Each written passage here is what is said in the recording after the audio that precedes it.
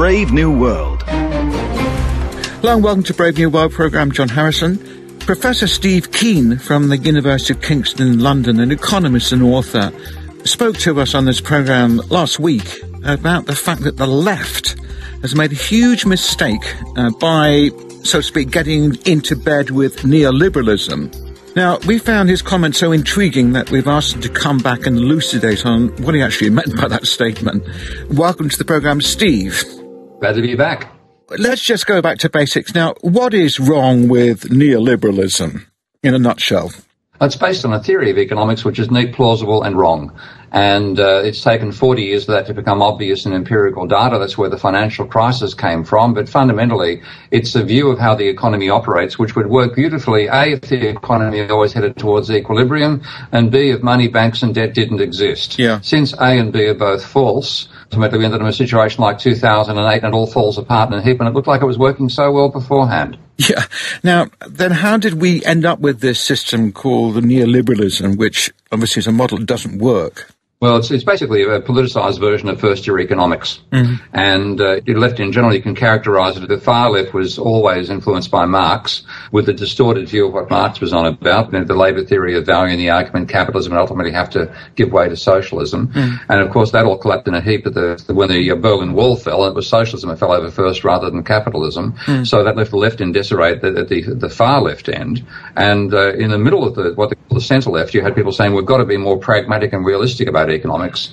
And as that was happening as well, one Margaret Thatcher, I imagine you remember her name, was one of her political advisors said he didn't regard Maggie would be successful when there was a Conservative Party in power. He thought he'd be successful when there were two Conservative parties vying for office. Mm-hmm. Now, fundamentally what happened there is that the belief that they had to be pragmatic and have a realistic pro-capitalist theory of economics combined with progressive social policies. That's what gave us the blend that I call neoliberalism, and that's certainly the way that I regard it, lumping together identity politics and social redistribution with an emphasis upon free market reforms, mm-hmm. in the belief that those reforms will make capitalism better. Now, when you look at the economic theory, and that's what I've done in my book, Debunking Economics, they are based on a range of a priori notions which are wrong. And the fundamental ones, A, that the capitalism always tends towards equilibrium, and B, that you can ignore the financial sector, the banking sector, the creation of debt and the creation of money, and all those issues, you can ignore them. Right. Now, since both propositions were false, it finally fell over. But it looked like it was working fine while the deregulation that went with Maggie Thatcher's vision of a perfect capitalist economy let the financial sector, in Britain's case, more than treble the level of private debt in 30 years. Right. Well, when I was growing up, I remember people going on about Keynesianism and how wonderful this was and how this was going to be the answer because it was going to sort of level out the catastrophic effects of capitalism having cycles. You know, they always used to talk about the boom and bust cycle every 7 years and so on. Why didn't Keynesism work? What happened with that? It got distorted right from the outset by a guy called John Hicks. Right. And this is the truth. Economics... you know the old Chinese game of Chinese whispers? Right. Well, economics speeds up the entire thing and completely misinterprets, not from, 4 or 5 chains down the link, but right from the very first. So when Keynes made his arguments, A, he was going through a transition himself from thinking in old-fashioned, what he called classical, in fact, the way we'd call them neoclassical ways today, towards a very monetary non-equilibrium vision of the economy.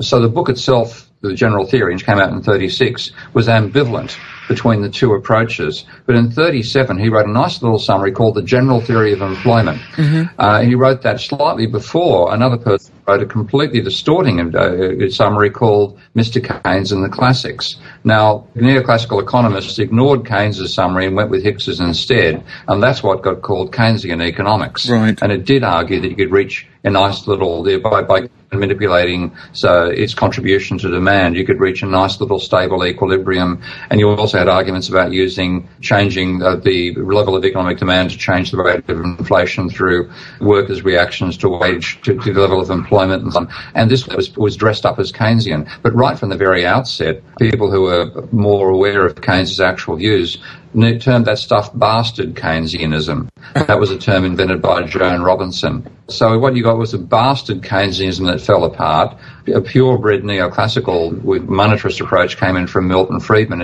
and that used the inflation of the late 70s to early to late 70s to disparage their bastardized version of Keynesian to get us back to the original neoclassical again. And what we then had was a period of 30 or 40 years while politicians were swallowing simplified first-year textbooks. The mainstream economists were making that refined version of neoclassical even more rabidly ideological than the one that Keynes fought against. Yeah. So we've got to rebirth this stuff, and that's what came a cropper with the financial crisis in 2008. So with the financial crisis, then what happened? Because, you know, Keynesianism had been shown to really not be working very well.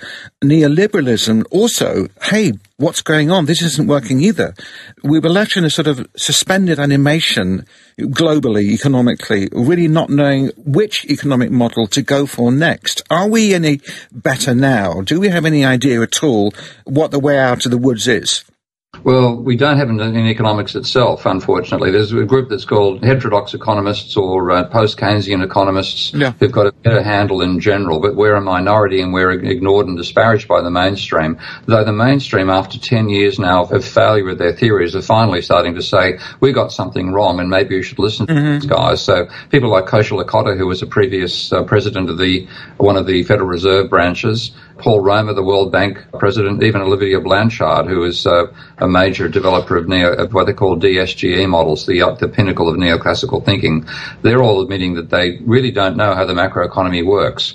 So the fact we're getting a bit of humility inside economics rather than the arrogance that both sides have displayed in the past may give us a chance to think about the economy properly. In the meantime, engineers and biologists and mathematicians have developed tools to handle complex, unstable systems. So we have some possibility of getting a more realistic rather than ideological-driven model of capitalism. Let's take a short break here. Brave New World.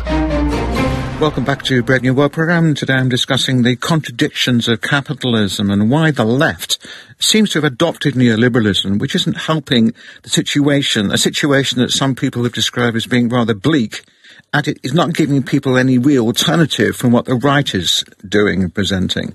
Now, we've talked about Keynesianism and neoliberalism, and they both seem to have failed.